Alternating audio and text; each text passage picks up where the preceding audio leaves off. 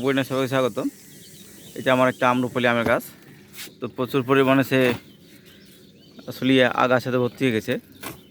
তাই দেখুন যে কীভাবে আমার আগাছাগুলো একেবারে পরিষ্কার করা হচ্ছে।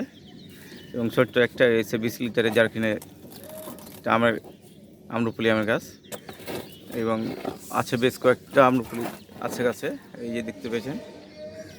আর এই পাশেও দুটা আছে, উপরেও একটা আছে, টোটালি 4টা আম আছে।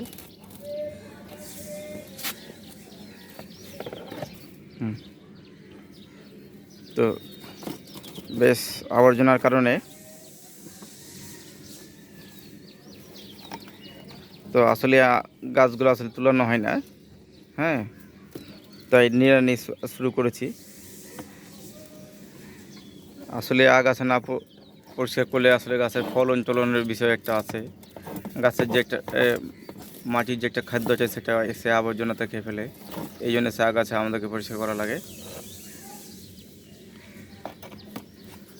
দেখুন গাছে সে আগাছা কীরকমভাবে করে গাছ ভর্তি হয়ে গেছে। আসলে ছাদ বাগানের নিয়ম হলো যে সবসময় টবে রাখুন বা বালতিতে বা জারকিনে যেটাতে রাখুন না কেন বা হাফ ড্রামে রাখুন না কেন, সবসময় আপনাদেরকে আগাছা পরিষ্কার করে রাখতে হবে। আর মনে রাখতে হবে যে মাঝে মধ্যে নিয়মিত সার ব্যবহার করতে হবে, সেটা হলো জৈব সার। আমি সবসময় একটা সার ব্যবহার করি, সেটা আমার পুরাতন সে গোবর আছে, সে পুরাতনই গোবর ব্যবহার করি।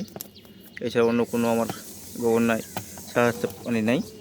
আমি কীটনাশক সার ব্যবহার করি না। তো বন্ধুরা, যদি আমার ভিডিওতে আপনারা নতুন হতেন তো অবশ্যই সাবস্ক্রাইব করবেন। যারা যারা সাবস্ক্রাইব করেছে তাদেরকে অসংখ্য ধন্যবাদ।